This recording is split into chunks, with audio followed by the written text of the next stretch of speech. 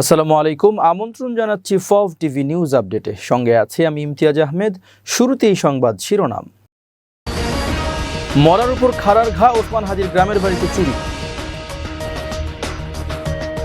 যেভাবে 2 দফায় জামিন পান হাদিকে গুলি করা ফয়সাল, চাঞ্চল্যকর তথ্য ফাঁস। দেশে ফিরছেন তারেক রহমান, প্রস্তুত হচ্ছে বাড়ি ও কার্যালয়। মেসির কাছে ক্ষমা চাইলেন মমতা বন্দ্যোপাধ্যায়। ইমরান ইস্যুতে ইলন মাস্কের কাছে যে আবেদন করলেন সাবেক স্ত্রী। এবার বিস্তারিত। ঢাকায় গুলিবিদ্ধ ইনকিলাব মঞ্চের মুখপাত্র শরীফ ওসমান হাদির গ্রামের বাড়িতে চুরির ঘটনা ঘটেছে। ঝালকাঠির নলছিটি উপজেলার পৌর এলাকার 4 নম্বর ওয়ার্ডে অবস্থিত ওই বাড়িতে শুক্রবার দিবাগত রাতে চুরির ঘটনা ঘটে বলে নিশ্চিত করেছে নলছিটি থানার ভারপ্রাপ্ত কর্মকর্তা আরিফুল আলম। ওসি আরিফুল আলম জানান, ঘটনার সময় বাড়িতে পরিবারের কোনো সদস্য উপস্থিত ছিলেন না। ধারণা করা হচ্ছে একটি জানালা ভেঙে চোরেরা ঘরের ভেতরে প্রবেশ করে। খবর পেয়ে পুলিশ ঘটনাস্থলে গিয়ে প্রাথমিক তদন্ত শুরু করেছে। পরিবারের সদস্যদের সঙ্গে কথা বলা হচ্ছে এবং আইনানুগ ব্যবস্থা প্রক্রিয়াধীন রয়েছে। প্রতিবেশী গোলাম কিবরিয়া রিয়াদ জানান, ভোর রাতে নামাজের উদ্দেশ্যে বের হলে শরীফ ওসমান হাদির বাড়ির পেছনে 2 জনকে দেখতে পান। সন্দেহ হলে তাদের দাঁড়াতে বললে তারা দৌড়ে পালিয়ে যায়। এদিকে আজ সকালে বাসা দেখাশোনার দায়িত্বে থাকা প্রতিবেশী জান্নাতি আক্তার জানান, বাড়ির সামনে একটি গামছায় মোড়ানো টাকা পরিত্যক্ত অবস্থায় পড়ে থাকতে দেখে তিনি বিষয়টি তার বড় বোন ফাতেমা বেগমকে জানান। পরে ফাতেমা বেগম বাসায় ঢুকে দেখতে পান একটি আলমারি ভাঙা। আলমারিতে থাকা নগদ টাকা চোরেরা নিয়ে গেছে বলে পরিবারের পক্ষ থেকে জানানো হয়েছে। শরীফ ওসমান হাদির চাচাতো ভাই সিরাজুল ইসলাম বলেন, কেউ না থাকার সুযোগে জানালা ভেঙে চোর ঘরে ঢোকে। কি পরিমাণ মালামাল নেওয়া হয়েছে তা এখনো নির্দিষ্ট করে বলা যাচ্ছে না। উল্লেখ্য, শুক্রবার দুপুর 2:15টার দিকে রাজধানীর বিজয়নগর পানির ট্যাঙ্কির সামনে শরীফ ওসমান হাদিকে গুলি করা হয়। তিনি তখন মতিঝিলের একটি মসজিদে প্রচার কার্যক্রম শেষে সতীর্থদের সঙ্গে মধ্যাহ্নভোজের উদ্দেশ্যে ব্যাটারি রিকশায় সোহরাওয়ার্দী উদ্যানের দিকে যাচ্ছিলেন। চলন্ত রিকশায় থাকা অবস্থায় মোটরসাইকেলের পেছনে বসা এক আততায়ী তাকে লক্ষ্য করে গুলি ছোড়ে, যা তার মাথায় লাগে। গুলিবিদ্ধ অবস্থায় প্রথমে তাকে ঢাকা মেডিকেল কলেজ হাসপাতালে নেওয়া হয়। সেখানে মস্তিষ্কে অস্ত্রোপচার শেষে খুলে রেখে তাকে বসুন্ধরা আবাসিক এলাকায় অবস্থিত এভার কেয়ার হাসপাতালে স্থানান্তর করা হয়। বর্তমানে তিনি সেখানে নিবিড় পরিচর্যা কেন্দ্রে চিকিৎসাধীন রয়েছেন। চিকিৎসকদের ভাষ্য অনুযায়ী তার অবস্থা এখনো সংকটাপন্ন। হাদির গুলিবিদ্ধ হওয়ার খবর পেয়ে সেদিনই পরিবারের সদস্যরা ঢাকায় রওনা দেন বলে জানিয়েছেন স্বজনরা। ঢাকা 8 আসনের সম্ভাব্য স্বতন্ত্র প্রার্থী ওসমান হাদিকে গুলি করা সাবেক ছাত্রলীগ নেতা ফয়সাল করিম মাসুদ অস্ত্র মামলায় 2 দফায় জামিন পেয়েছেন। দ্বিতীয় দফায় চলতি বছরের 12 আগস্ট জামিন পান তিনি। 2024 সালের 8 নভেম্বর ডাকাতির সময় অস্ত্রসহ গ্রেপ্তার হলে তার বিরুদ্ধে অস্ত্র আইনে মামলা হয়। ফয়সাল করিমের জামিনের জন্য অ্যাডভোকেট কায়সার কামাল এবং অ্যাডভোকেট মাহফুজুর রহমান আবেদন করলে চলতি বছরের 16 ফেব্রুয়ারি হাইকোর্টের বিচারপতি মোহাম্মদ আলী এবং বিচারপতি SK তাহসিন আলী 6 মাসের জামিনের আদেশ দেন। দ্য ডিসেন্টের অনুসন্ধানে উঠে এসেছে এসব তথ্য। শনিবার দ্য ডিসেন্ট ফেসবুক পেজে ফয়সালের জামিন সংক্রান্ত 2টি ডকুমেন্ট যুক্ত করে এ তথ্য তুলে ধরা হয়। দ্য ডিসেন্টের দাবি, চলতি বছরের 12 আগস্ট জামিনের সময়সীমা বৃদ্ধির জন্য পুনরায় আবেদন করলে নতুন করে 1 বছরের জামিন মঞ্জুর করে বিচারপতি মোহাম্মদ আলী ও বিচারপতি ইউসুফ আবদুল্লাহ সুমনের বেঞ্চ। আদালতের নথিতে দেখা যায় 16 ফেব্রুয়ারি জামিনের আদেশ হওয়ার পর পরবর্তী নানান প্রক্রিয়া শেষে দ্রুততার সাথে 19 ফেব্রুয়ারি সেটি ওয়েবসাইটে প্রকাশিত হয়েছে।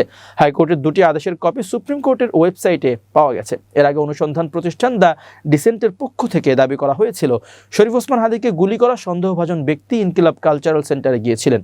গত 9 ডিসেম্বর কালচারাল সেন্টারে গিয়ে হাদির পাশে বসে আলোচনাও শুনেছিলেন। Digital investigative media the Dissent হাদিকে গুলি করা ব্যক্তি, হাদির নির্বাচনী প্রচারণায় অংশ নেওয়া ব্যক্তি ও 9 ডিসেম্বর ইনকিলাব কালচারাল সেন্টারে যাওয়া ব্যক্তির একাধিক ছবি তুলনামূলকভাবে যাচাই বাছাই করে এই দাবি করে প্রতিষ্ঠানটি।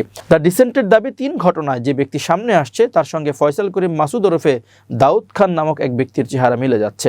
দ্য ডিসেন্টের সামাজিক যোগাযোগ মাধ্যম ফেসবুক পেজে দেওয়া এক পোস্টে জানানো হয়, ইনকিলাব কালচারাল সেন্টার থেকে সংগৃহীত 9 ডিসেম্বরের সিসিটিভি ফুটেজ, পুলিশের সংগৃহীত 12 ডিসেম্বর হামলার সিসিটিভি ফুটেজ, বিভিন্ন গণমাধ্যমে প্রকাশিত এবং ফেসবুক ইনস্টাগ্রামে ফয়সাল করিম মাসুদ নামে অ্যাকাউন্ট এবং আওয়ামীপন্থী বিভিন্ন পেজ ও ব্যক্তির প্রোফাইলে পোস্ট করা 50টিরও বেশি ছবি বিশ্লেষণ করে দেখা যাচ্ছে ওসমান হাদির উপর বাইকের পেছন থেকে গুলি করা ব্যক্তিটির চেহারার সঙ্গে ফয়সাল করিম মাসুদ ওরফে দাউদ খান নামের এক ব্যক্তির চেহারার মিলে যাচ্ছে। তিনি রাজধানীর আদাবর থানা ছাত্রলীগের নেতা ছিলেন বলে সংবাদ মাধ্যমে পুরনো খবর থেকে জানা গেছে। বিশেষভাবে উল্লেখযোগ্য হচ্ছে, গুলি করা ব্যক্তির বাম হাতে থাকা বিশেষ ডিজাইনের ঘড়িটির সঙ্গে একই ডিজাইনের ঘড়ি পরা একাধিক ছবি ফয়সাল করিম মাসুদের ইনস্টাগ্রাম এবং ফেসবুক প্রোফাইলে পাওয়া গেছে। 2024 সালের নভেম্বর মাসে একাধিক মূলধারার সংবাদ মাধ্যমে ফয়সাল করিমের ছবি সহ খবর প্রকাশিত হয়েছিল। রাজধানীর মোহাম্মদপুরের আদাবর এলাকায় একটি অফিসে ঢুকে অস্ত্রের মুখে 17 লাখ টাকা লুট ও ডাকাতির মামলায় প্রধান আসামি হিসেবে ফয়সাল করিম র্যাবের হাতে গ্রেপ্তার হয়েছিলেন। যদিও পরে কিভাবে তিনি ছাড়া পান সে বিষয়ে কোনো তথ্য পাওয়া যায়নি। দীর্ঘ প্রায় 18 বছরের নির্বাসনের পর 25 ডিসেম্বর দেশে ফিরছেন বিএনপির ভারপ্রাপ্ত চেয়ারম্যান তারেক রহমান। এই উপলক্ষে তার বাসভবন ও কার্যালয়ের সংস্কার কাজ প্রায় সম্পন্ন হয়েছে। তার সঙ্গে একমাত্র কন্যা ব্যারিস্টার জাইমা রহমানেরও ঢাকায় ফেরার কথা রয়েছে। তারেক রহমানের দেশে ফেরার খবরে উচ্ছ্বসিত ও উজ্জীবিত দলের নেতাকর্মীরা। তারা বলছেন, এই আগমন শুধু দলের নেতাকর্মীর জন্য নয়, সমগ্র জাতির জন্য আনন্দ ও আশার বার্তা বয়ে আনছে। সরেজমিনে দেখা গেছে, গুলশান 2 এভিনিউ রোডের 196 নম্বর বাড়ির দেয়াল নতুন করে সাদা রং করা হয়েছে, চারপাশে কাঁটাতারের বেড়া স্থাপন করা হয়েছে এবং নিরাপত্তা জোরদারে সিসিটিভি ক্যামেরা বসানো হয়েছে। সর্বোচ্চ নিরাপত্তা নিশ্চিত করতে পুলিশ বক্স স্থাপনের কাজও প্রায় শেষ পর্যায়ে। পুরনো ছোট গেটের পরিবর্তে বড় গেট বসানো হয়েছে। ভেতরের কিছু সংস্কার কাজ এখনো চলমান রয়েছে। তারেক রহমানের প্রবর্তনকে ঘিরে তার ভবিষ্যৎ আবাসস্থল ঘিরে চলেছে শেষ মুহূর্তের প্রস্তুতি। বিএনপির মিডিয়া সেলের সদস্য আতিকুর রহমান রুমন জানিয়েছেন, গুলশান এভিনিউয়ের 196 নম্বর বাড়ি প্রায় প্রস্তুত। কোনো কারণে পুরোপুরি প্রস্তুত না হলে পাশের মায়ের ভাড়া বাসা ফিরোজায় উঠবেন তারেক রহমান। তিনি আরও জানান, দেশে ফিরে তারেক রহমান বিএনপি চেয়ারপারসনের গুলশানের কার্যালয় থেকেই দলীয় কার্যক্রম পরিচালনা করবেন। গুলশানের 86 নম্বর রোডে অবস্থিত ওই কার্যালয়ে নিরাপত্তা জোরদার সহ প্রয়োজনীয় সংস্কার কাজও প্রায় শেষ পর্যায়ে রয়েছে। 25 ডিসেম্বর তারেক রহমান ঢাকায় ফেরার উপলক্ষে কোটি মানুষের উপস্থিতির সম্ভাবনা দেখছেন আতিকুর রহমান রুমন। তিনি জানান, ভারপ্রাপ্ত চেয়ারম্যানের স্ত্রী ডাক্তার জোবাইদা রহমান ইতোমধ্যে ঢাকায় আছেন। তাদের একমাত্র কন্যা সন্তান ব্যারিস্টার জাইমা রহমান বাবার সঙ্গে দেশে ফিরতে পারেন। এদিকে সচিবালয়ে স্বরাষ্ট্র উপদেষ্টা মোহাম্মদ জাহাঙ্গীর আলম চৌধুরী জানান, তারেক রহমানের নিরাপত্তা নিয়ে কোনো শঙ্কা নেই, সব ধরনের ব্যবস্থা নেবে সরকার।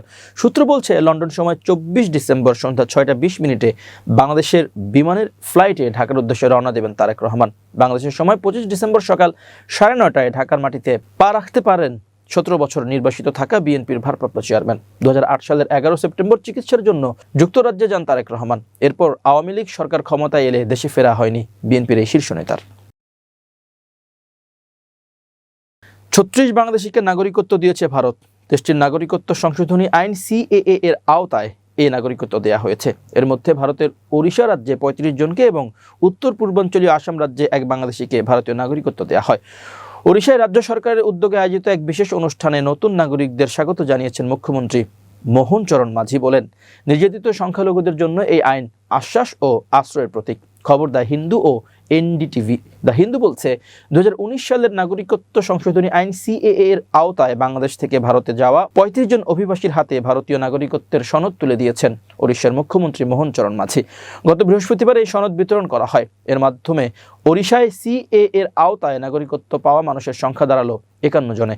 বর্তমানে রাজ্যে প্রায় আরও 1100টি আবেদন প্রক্রিয়াধীন রয়েছে। ওড়িশার জনশুমারি অধিদপ্তরের তথ্য অনুযায়ী নতুন ভারতীয় নাগরিকত্ব পাওয়া 35 জনই হিন্দু ধর্মাবলম্বী। 2024 সালের 11 মার্চ কার্যকর হওয়া নিয়ম অনুযায়ী বাংলাদেশ, পাকিস্তান ও আফগানিস্তান থেকে নিপীড়নের কারণে 2014 সালের 31 ডিসেম্বরের আগে ভারতে প্রবেশ করা অমুসলিমরা ভারতীয় নাগরিকত্বের জন্য আবেদন করতে পারেন। সেই বিধান মেনেই এবার ওড়িশায় নতুন করে নাগরিকত্ব পেলেন এই 35 জন। অন্যদিকে একই আইনের আওতায় আসামে প্রথমবারের মতো একজন বাংলাদেশি নারী ভারতীয় নাগরিকত্ব পেয়েছেন।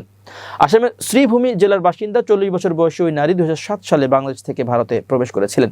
শিলচরের সাবেক ফরেনার্স ট্রাইব্যুনাল সদস্য ও জ্যেষ্ঠ আইনজীবী ধর্মানন্দ দেব জানান, ব্যানার্জি পদবি ব্যবহারকারী ওই নারী 2007 সালে পরিবারের এক সদস্যের চিকিৎসার জন্য শিলচর মেডিকেল কলেজ ও হাসপাতালে আসেন। সে সময় তার সঙ্গে শ্রীভূমি জেলার এক যুবকের পরিচয় হয়। পরে তাদের বিয়ে হয় এবং তিনি ভারতেই থেকে যান। এবার আন্তর্জাতিক প্রসঙ্গ। 3 দিনের সফরে ভারতে পা রেখেছেন আর্জেন্টাইন তারকা লিওনেল মেসি। কিন্তু তার সফরের শুরুটা ভালো হলো না, কারণ মেসিকে দেখতে না পেয়ে রণক্ষেত্র হয়ে উঠেছে যুব ভারতী ক্রীড়াঙ্গন। মাঠের মধ্যে তাণ্ডব চালিয়েছে দর্শকরা, যার ফলে বাধ্য হয়ে মাঠ ছাড়তে হয়েছে তাকে। আর এজন্য মেসির কাছে ক্ষমা চেয়েছেন পশ্চিমবঙ্গের মুখ্যমন্ত্রী মমতা বন্দ্যোপাধ্যায়। শনিবার 13 ডিসেম্বর সকাল 11:30টায় যুব ভারতী স্টেডিয়ামে পৌঁছে যান মেসি। মাঠে ঢোকেন লুইস সুয়ারেজ এবং রড্রিগো ডিপলকে সঙ্গে নিয়ে, কিন্তু আয়োজক সহ অন্যান্যদের ভিড়ে কার্যত ঢাকা পড়ে যান মেসি।